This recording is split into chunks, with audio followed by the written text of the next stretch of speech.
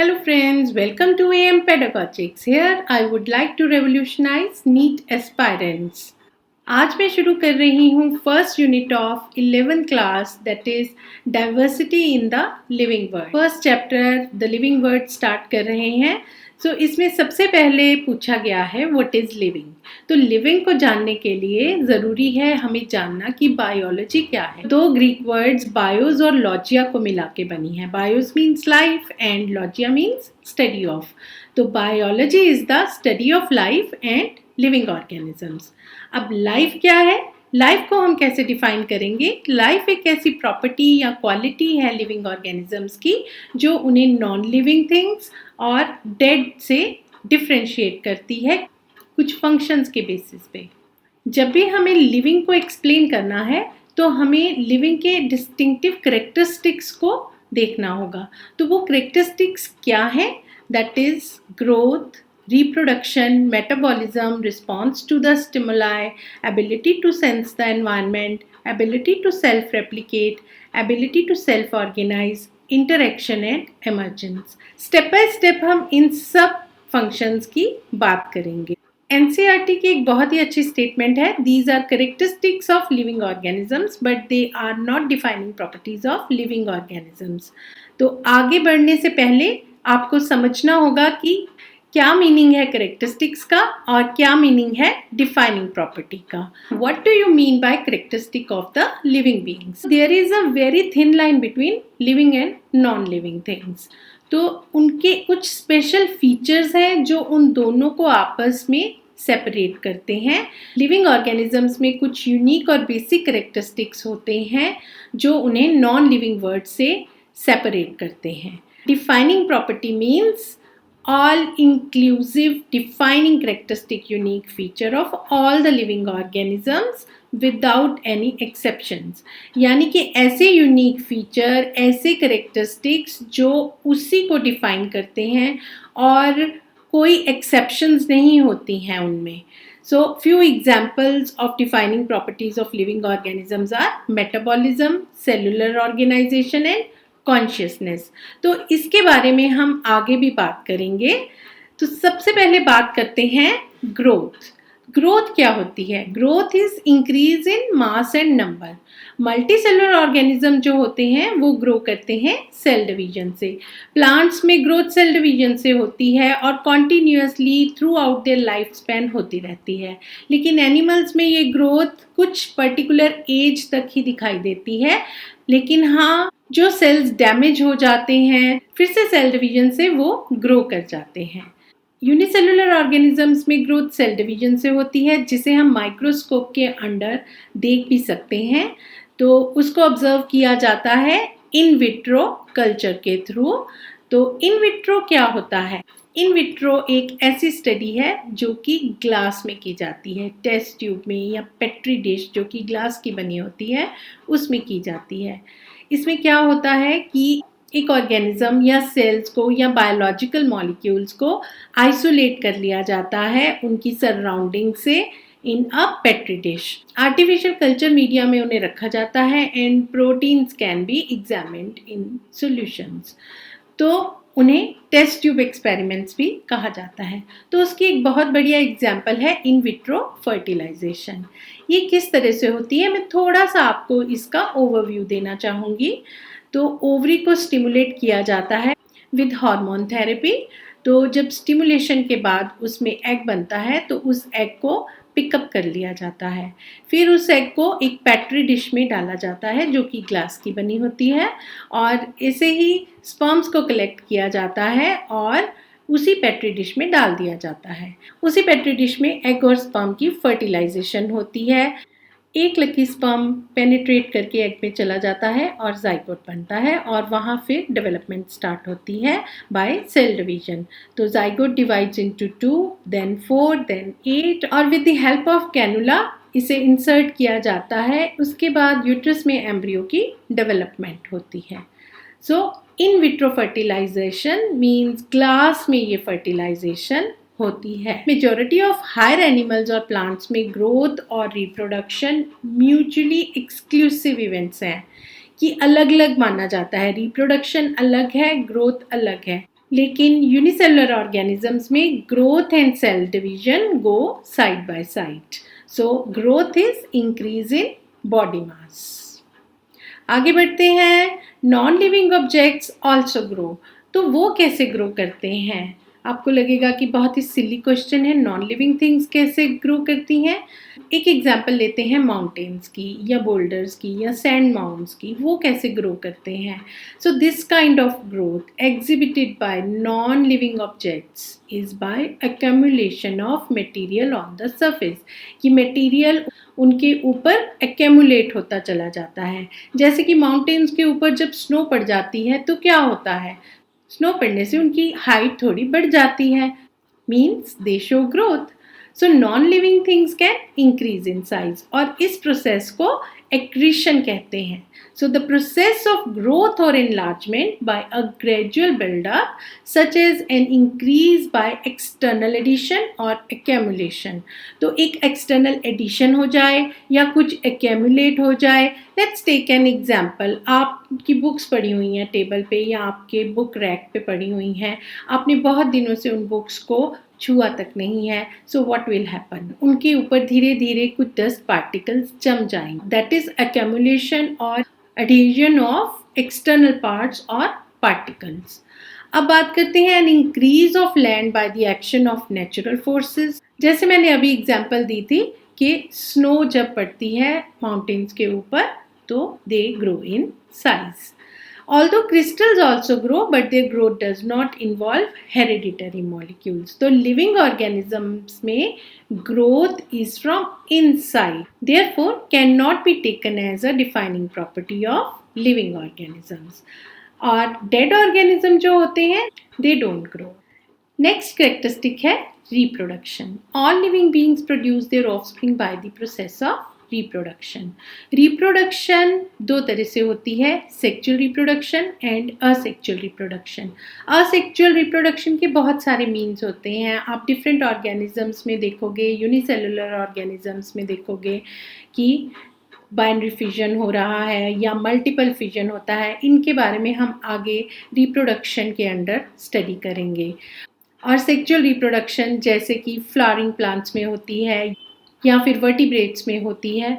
अभी के लिए मैं आपको थोड़ा सा ओवरव्यू दे देती हूँ. Fungi reproduce by asexual spores, yeast and hydra by budding, planaria या flatworms by regeneration, unicellular organisms like bacteria, unicellular algae or amoeba. Reproduction is synonymous with growth, means side by side cell division होती जाती है, simultaneously growth हो रही है, number of sales increase हो रहे हैं and they are also growing.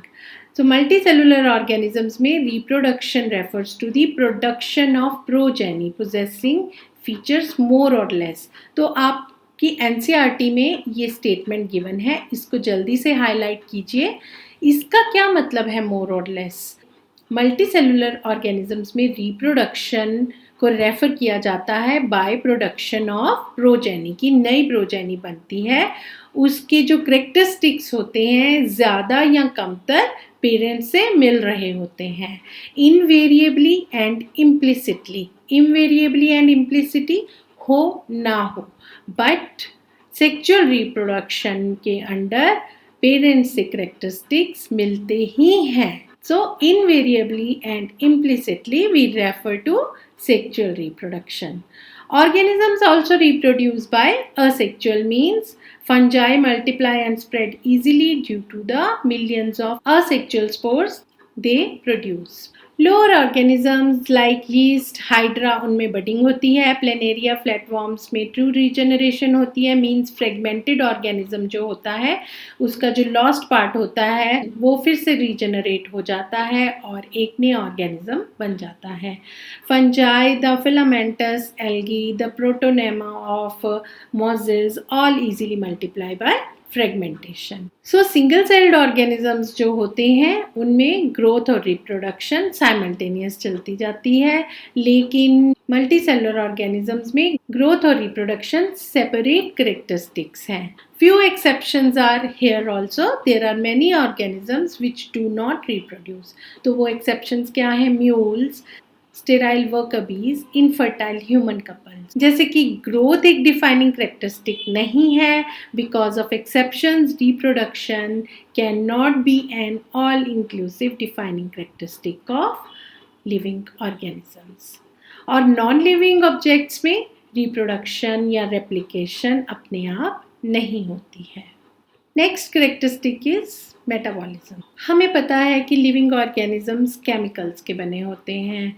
ये केमिकल्स छोटे होते हैं, बड़े होते हैं, डिफरेंट क्लासेस को बिलोंग करते हैं, साइजेस को बिलोंग करते हैं, डिफरेंट फंक्शंस होते हैं और कॉन्स्टेंटली बनते चले जाते हैं और चेंज होते चले जाते हैं डिफरेंट बायोमॉलिक्यूल्स में.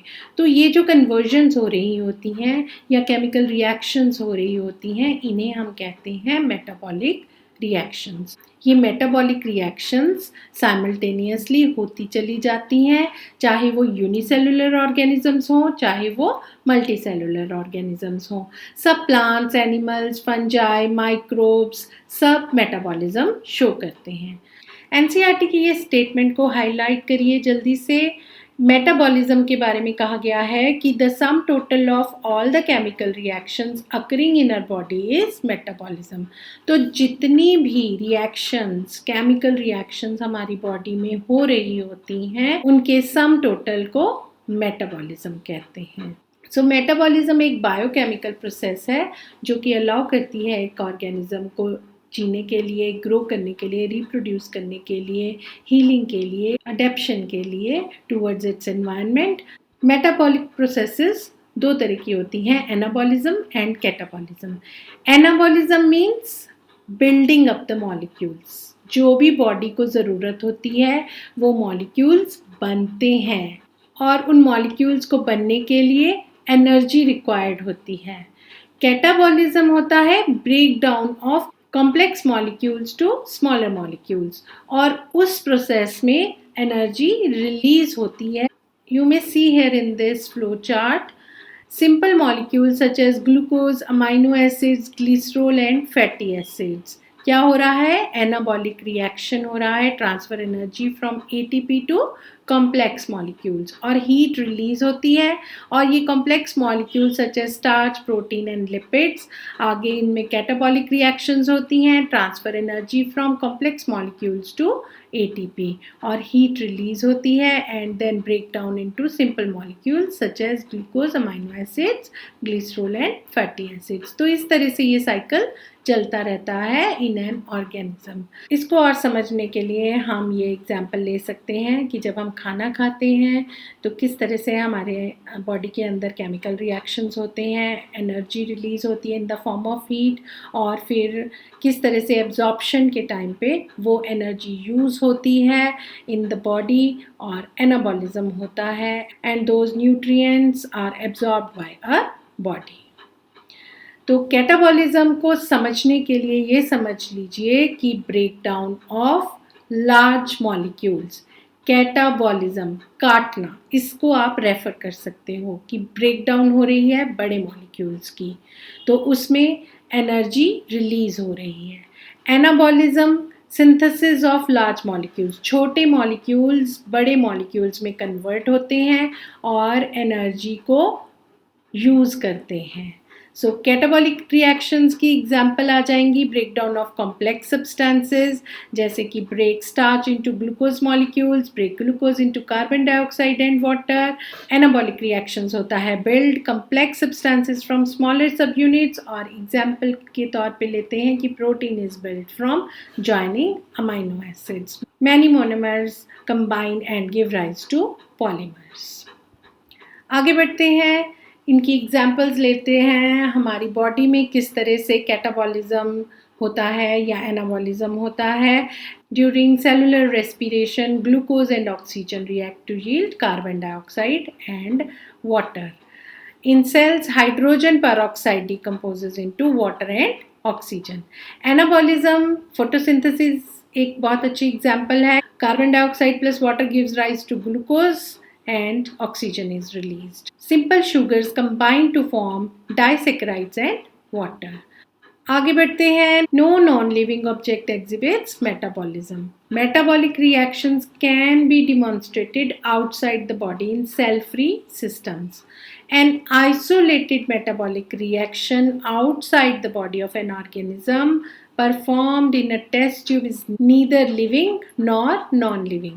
तो जैसे कि मैंने आपको अभी बताया था इन विट्रो फर्टिलाइजेशन, तो उसमें मेटाबॉलिक रिएक्शंस हो रहे हैं, वो बॉडी से बाहर हो रहे हैं, एक पैट्री डिश में हो रही हैं या एक टेस्ट ट्यूब में हो रहे हैं, तो वो ना तो लिविंग कहलाए जाएंगे ना नॉन लिविंग कहलाए जाएंगे. तो यहाँ पे हमने देखा कि कोई भी एक्सेप्शंस नहीं है. So metabolism is a defining feature of all living organisms without any exception.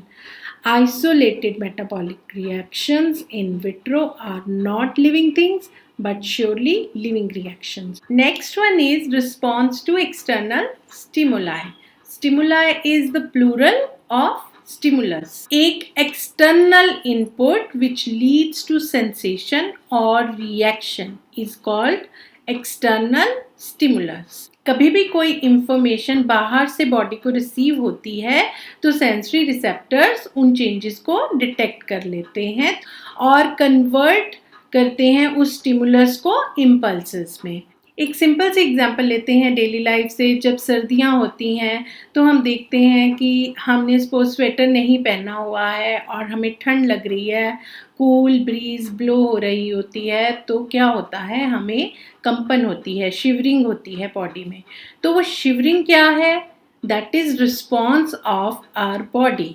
And external stimulus यहाँ पे क्या है, that cool breeze is the stimulus. यहाँ पे फिगर में आप देख सकते हैं कि ये एक ग्लास में पानी है. आईज ने उस वाटर को देखा, वहाँ से सेंसरी न्यूरॉन से होता हुआ एक सिग्नल हमारे ब्रेन तक पहुँचा और ब्रेन की तरफ से मोटर न्यूरॉन एक रिस्पॉन्स लेके आया. हमारी आर्म ने एक्शन लिया और उस ग्लास को उठा के मुंह से लगा लिया. सो this is the stimulus and this one is the response by the body. Another example we can take is of a dog. तो यहाँ पे आप देख सकते हो कि उसे चिकन का, मीट का या चीज़ का एक पीस उसके आगे डाला गया. यहाँ पे स्टिमुलस क्या हुआ, that food, and this will be called as unconditioned stimulus because condition कोई नहीं है, बस अकेला फूड दिखाया गया है उसे. अब यहाँ पे रिस्पॉन्स भी अनकंडीशन रिस्पॉन्स कहेंगे, जस्ट फूड देखा और रिस्पॉन्स हुआ. यहाँ पे न्यूट्रल स्टिमुलस हुआ, बेल की रिंगिंग हुई, तो there was no response. Then later on unconditional stimulus के साथ बेल रिंग की गई जिसे हम न्यूट्रल स्टिमुलस कहेंगे, तो unconditioned response हुआ again.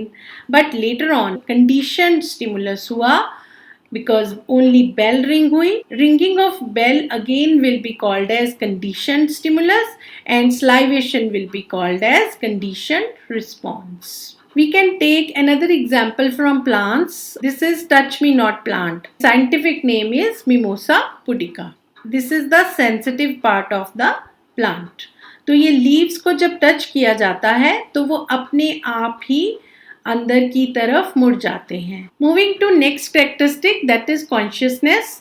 The most obvious and technically complicated feature of all living organisms is this ability to sense their surroundings और environment and respond to these environmental stimuli which could be physical, chemical और biological. तो stimulus और response के साथ ही ये connected है consciousness. Consciousness है तो रिस्पॉन्स आएगा. So we sense our environment through our sense organs और plants also respond to external factors जैसे कि light, water, temperature, other organisms, pollutants etcetera. सारे के सारे ऑर्गेनिजम्स चाहे वो प्रोकैरियोट्स हैं या फिर मोस्ट कम्प्लेक्स यूकैरियोट्स की बात करें, they have sense and they respond to external cues. एक और एग्जाम्पल ले लेते हैं that is of photoperiod. Photoperiod means daylight. कुछ ऐसे सीजनल ब्रीडर्स होते हैं, प्लांट्स में भी होते हैं, एनिमल्स में भी होते हैं, जिनकी रिप्रोडक्शन लाइट से कनेक्टेड होती है। All organisms handle chemicals entering their bodies. All organism therefore are aware of their surroundings. Human beings की बात करें तो ह्यूमन बीइंग एक ऐसा ऑर्गेनिज्म है जो कि अपने आप से भी अवेयर होता है, मतलब सेल्फ कॉन्शियसनेस उसमें होती है। किस लिए होती है वो self consciousness? Because human beings में वेल डेवलप्ड नर्वस सिस्टम होता है और कम्युनिकेशन स्किल्स होते हैं। सो consciousness therefore becomes the defining property of living organisms. जहाँ तक हम बात करते हैं ह्यूमन बीइंग्स की, तो कई बार उनकी स्टेट को डिफ़ाइन करना बहुत डिफ़िकल्ट हो जाता है। जैसे कि हम हॉस्पिटल्स में ऑब्ज़र्व करते हैं कि कुछ पेशेंट्स कोमा में होते हैं, supported by machines, that is they are on ventilator. तो उनका हार्ट और लंग्स तो काम कर रहे होते हैं उन सपोर्टिव मशीन्स की वजह से, अदरवाइज ब्रेन डेड होता है। डॉक्टर्स उस पेशेंट को डेड डिक्लेयर नहीं करते, कहते हैं कि that patient is in coma. So उस पेशेंट की सेल्फ कॉन्शियसनेस नहीं होती। तो आप मुझे कमेंट सेक्शन में ये बताएं कि whether those patients who never come back to normal life, whether they are living और नॉन लिविंग। उन्हें लिविंग कहा जाएगा या नॉन लिविंग कहा जाएगा? Means defining life in humans is quite complex. तो जल्दी से कमेंट सेक्शन में बताएं whether that person, that patient in coma will be called as living और नॉन लिविंग। आगे बात करते हैं सेलुलर ऑर्गेनाइजेशन की। हमें पता है कि cells are the building blocks of all living things, whether plants, animals और humans. Unicellular organisms single cell के बने होते हैं। Multicellular organisms formed by millions of cells. So cells contain protoplasm. Protoplasm एक लिविंग मैटर हो गया और cell organelles different activities को परफॉर्म करते हैं at the cellular level and result into various life processes. Cellular organisation हो गई कि सेल के अंदर क्या है, प्रोटोप्लाज्म है और सेल ऑर्गेनल्स हैं। आगे बात करते हैं बॉडी ऑर्गेनाइजेशन, मीन्स बॉडी किससे बनती है। The body of living organisms is organised, that is several components and sub components cooperate with each other. एक दूसरे के साथ कॉपरेट करते हैं जिससे कि पूरी बॉडी की फंक्शनिंग पॉसिबल होती है। सो यहाँ पे हम कहेंगे कि सेलुलर ऑर्गेनाइजेशन एक ऐसा करेक्टरिस्टिक है बॉडी का which is the defining feature of life forms. Exceptions are not there. Let's talk about hierarchical organization of organisms. अगर लिविंग थिंग्स की बात की जाए तो सबसे छोटा बिल्डिंग ब्लॉक हम कहेंगे सेल को। तो बहुत सारे सेल्स मिलके टिश्यूज बनाते हैं, डिफरेंट टिश्यूज मिलके ऑर्गन्स बनाते हैं, ऑर्गन्स मिलके ऑर्गेनिज्म बनाते हैं, ऑर्गेनिजम्स मिलके पॉपुलेशन बनाते हैं, पॉपुलेशन मिलके एक कम्युनिटी बनाते हैं और एक कम्युनिटी मिलके एक पूरे इकोसिस्टम को बनाती है।